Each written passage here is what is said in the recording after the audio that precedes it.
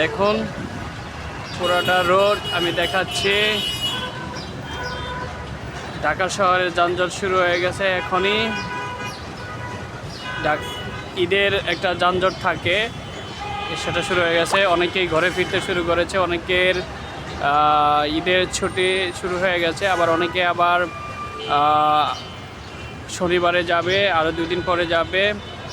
অনেক কলকারখানা ফ্যাক্টরি আসলে শনিবারে বন্ধ দিবে। আপনাদের একটু দেখাই।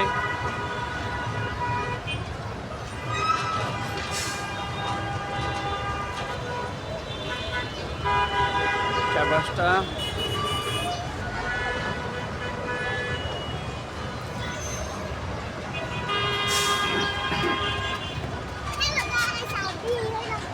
যতদূর পর্যন্ত চোখ যায়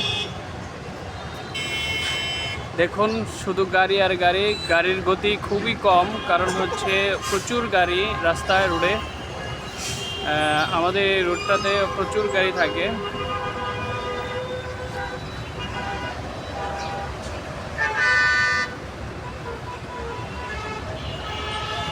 আব্বু আসো আসো।